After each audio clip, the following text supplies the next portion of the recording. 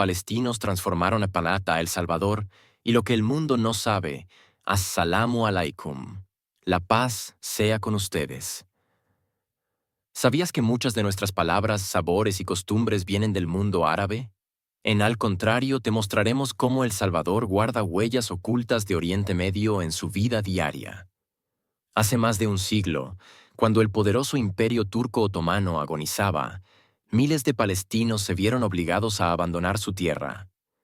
No viajaron con documentos que dijeran Palestina, sino con pasaportes que los marcaban como súbditos del imperio otomano. Y por eso, aunque eran árabes, aquí en El Salvador se les conoció como turcos. Muchos eran cristianos de Belén y Jerusalén, hombres y mujeres que, con apenas un puñado de mercancías, recorrieron pueblos y ciudades ofreciendo sus productos de puerta en puerta. Lo que pocos imaginan es que esos mismos migrantes, señalados, discriminados y hasta excluidos de los clubes sociales de la élite, se convirtieron con el tiempo en una de las comunidades más influyentes de nuestra nación. Esta es la historia de los palestinos en El Salvador. De perseguidos a protagonistas, de forasteros a constructores de futuro. Antes de iniciar, cuéntanos en los comentarios desde dónde nos visitas.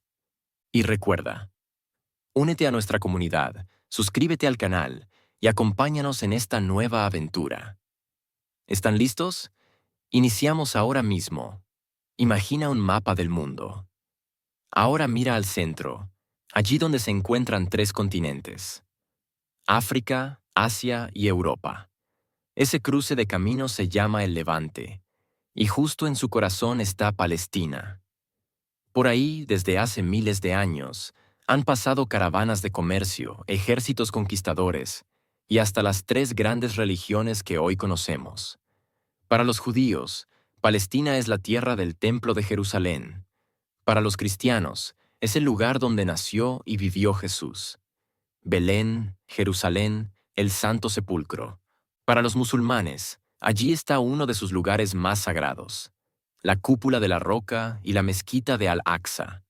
Una pequeña franja de tierra, pero con un peso espiritual y cultural que mueve al mundo entero. Desde el siglo XVI hasta 1922, Palestina formó parte del Imperio Turco Otomano, gobernado desde Constantinopla, la actual Estambul en Turquía. Eso significa que durante más de 400 años, los palestinos vivieron bajo ese dominio extranjero. Y, sin embargo, mantuvieron su lengua, su fe y su identidad. Los que un día partirían rumbo a El Salvador eran, en su mayoría, cristianos árabes de Belén y Jerusalén, acostumbrados a convivir con judíos y musulmanes en la misma tierra. Venían de un lugar donde la cultura era un mosaico de lenguas, creencias y tradiciones. Eran hombres y mujeres formados en el cruce de mundos. Los palestinos que llegaron a El Salvador eran en su mayoría cristianos árabes, especialmente de Belén y Jerusalén, acostumbrados a convivir en una tierra marcada por la diversidad religiosa. Y aquí surge la gran pregunta: ¿por qué dejar una tierra tan rica en historia? La respuesta es clara: nadie deja su hogar por gusto. Los palestinos emigraron porque las circunstancias los obligaron. El Imperio Otomano estaba en decadencia. Pobreza, impuestos excesivos, pocas oportunidades para los jóvenes. El ejército otomano imponía el servicio militar obligatorio. Quien se quedaba debía luchar en guerras que no eran suyas. Los cristianos tenían menos libertades bajo ese régimen. Los otomanos obligaban a los jóvenes cristianos a enrolarse en el ejército imperial. Muchos preferían emigrar antes que luchar en guerras que no eran suyas. Discriminación religiosa. Aunque convivían varias religiones, los cristianos en Palestina tenían menos libertades bajo dominio otomano. Emigrar significaba también buscar un lugar donde practicar su fe libremente. Muchos soñaban con vivir en un lugar donde pudieran practicar su fe sin miedo. En Palestina, especialmente en Belén y Jerusalén, San Jorge es profundamente venerado por las comunidades cristianas. Allí se le considera patrono de las familias y protector de los cristianos árabes. Muchas iglesias en el Medio Oriente están dedicadas a él, y su fiesta, 23 de abril, es una de las más celebradas. Cuando los palestinos emigraron a América Latina, incluido El Salvador, trajeron consigo su fe y devoción a este santo, viéndolo como un símbolo de resistencia y esperanza en tierras extranjeras. Pero ¿quién era San Jorge? San Jorge, Mar Gergues en árabe, es uno de los santos más venerados tanto en Oriente Medio como en Europa. Fue un soldado romano del siglo III, nacido en la región de Capadocia, hoy Turquía, y cristiano en tiempos de persecución. Según la tradición, San Jorge fue martirizado por negarse a renunciar a su fe. Su figura se asocia con la valentía, la defensa de la justicia y la protección de los débiles. La leyenda más famosa es la de San Jorge y el dragón, donde el santo aparece matando a una bestia para salvar a una ciudad y a su princesa. Este mito simboliza la victoria del bien sobre el mal. Para muchos palestinos en El Salvador, San Jorge no era solo un santo, sino un punto de identidad cultural. Representaba la fortaleza para sobrevivir a la discriminación. Les recordaba sus raíces en Belén y Tierra Santa. Se convirtió en el vínculo espiritual que les ayudaba a integrarse sin olvidar su origen. Incluso hoy, en celebraciones familiares y religiosas, se conserva la tradición de encomendarse a San Jorge. Los palestinos llegaron con pasaportes otomanos. Fueron llamados despectivamente turcos. Se les cerraron las puertas de los clubes y colegios, pero nunca renunciaron a su fe ni a su identidad.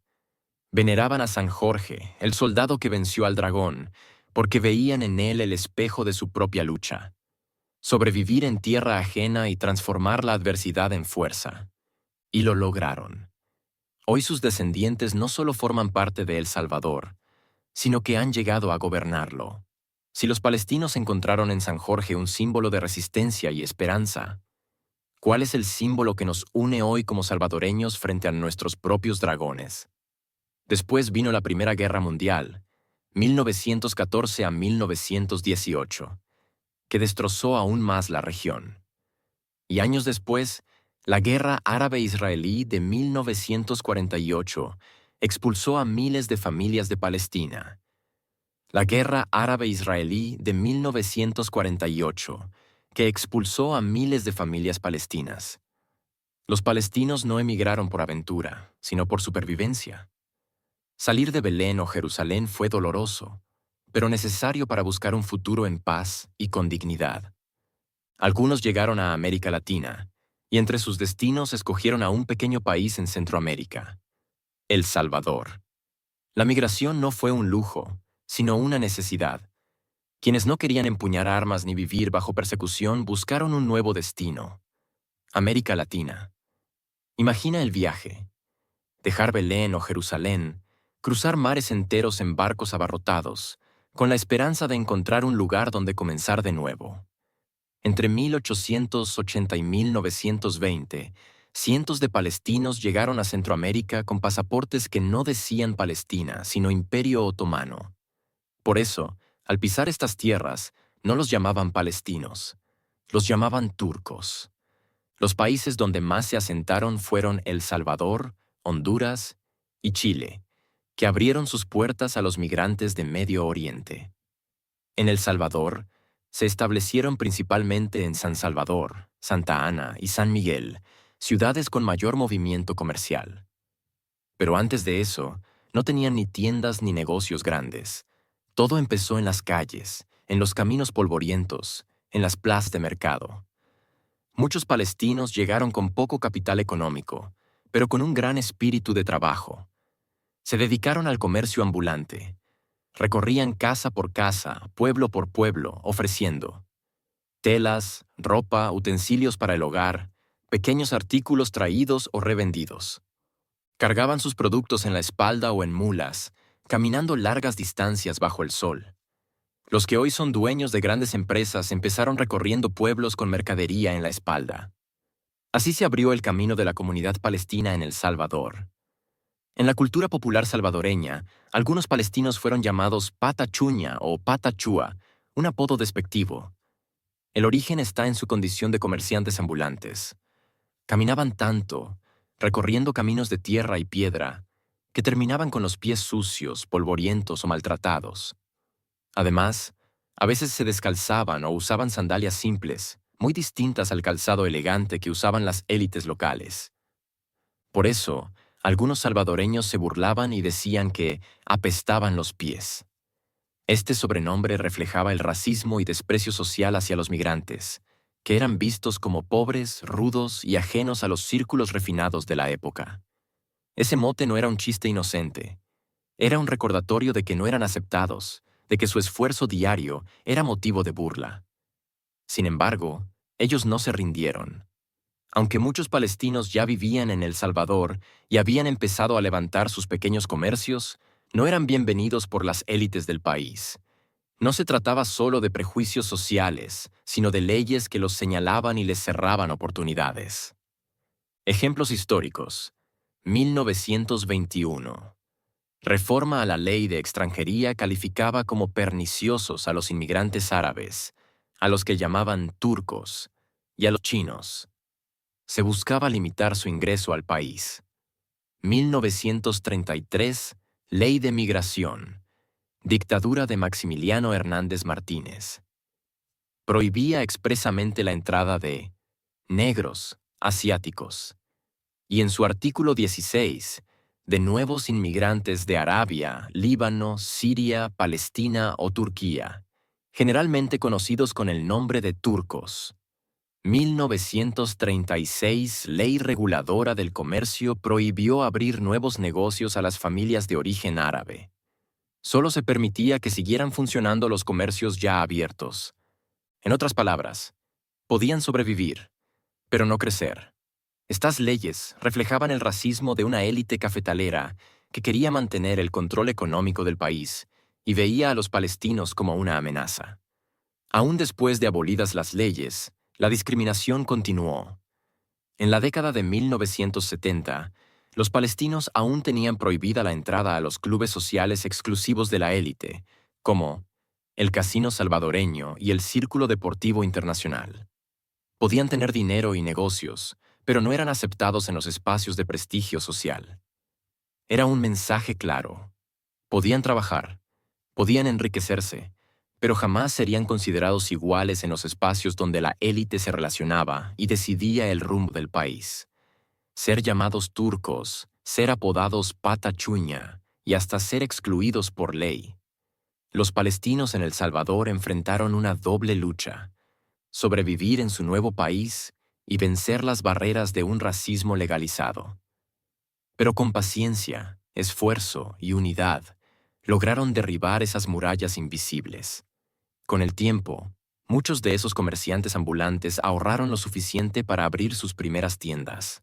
De los mercados locales pasaron a almacenes más grandes, y de allí a industrias y empresas familiares que con los años se convirtieron en referentes de la economía salvadoreña. Hoy, la comunidad palestina controla una parte significativa de la economía salvadoreña, demostrando cómo la constancia venció las barreras sociales. Lo que empezó con un apodo humillante terminó siendo un ejemplo de superación y resiliencia. El insulto de ayer se convirtió en la semilla del orgullo de hoy. Los descendientes de aquellos pata chuña son ahora parte de la élite empresarial, política y cultural del país. Así fue como ingresaron los palestinos a El Salvador. Caminando, vendiendo, cargando sobre sus hombros no solo telas y utensilios, sino también los sueños de sus familias. De turcos y pata chuña, pasaron a ser protagonistas de la historia salvadoreña. Una lección de resistencia que aún hoy merece ser contada. Durante mucho tiempo, a los palestinos se les prohibió incluso entrar en espacios sociales. Sin embargo, sus descendientes alcanzaron las más altas cumbres de la política nacional. Elías Antonio Saca. Arena. Presidente de El Salvador, 2004 a 2009. Shafiq Handal, F. Líder histórico de izquierda y candidato presidencial. Nayib Bukele. Nuevas ideas. Presidente actual. Nieto de palestinos. Esto refleja un giro histórico. Los descendientes de quienes eran llamados despectivamente turcos terminaron gobernando el país. La comunidad palestina no solo dejó huella en los negocios o la política, sino también en la vida cultural y social. Plaza Palestina en San Salvador, símbolo de la memoria y las raíces de Belén. Club Árabe Salvadoreño, espacio de encuentro cultural y social. Fundaciones y becas como los programas apoyados por la familia Simán, que financian estudios en Belén y universidades salvadoreñas.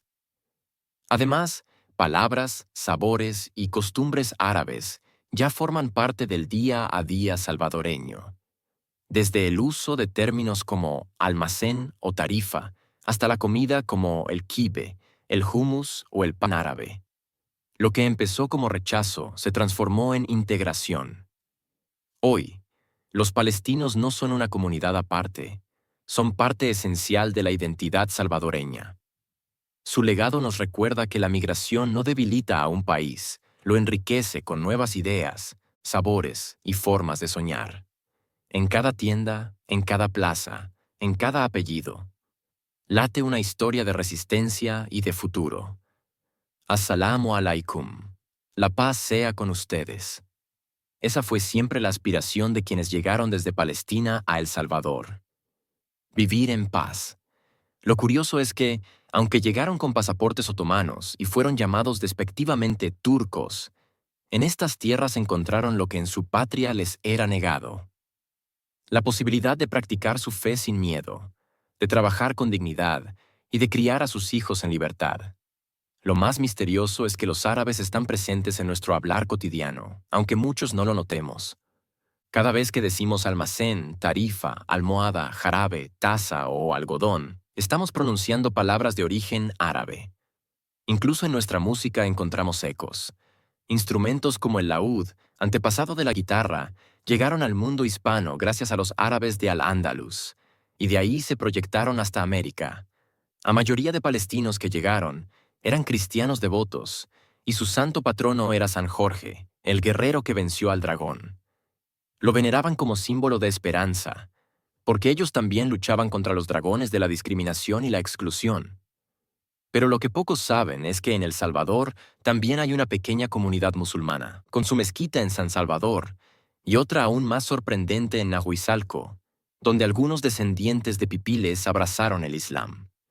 Esa convivencia de cristianos y musulmanes, aquí en el mismo suelo, ha sido pacífica y silenciosa, algo que no siempre ocurre en otras partes del mundo.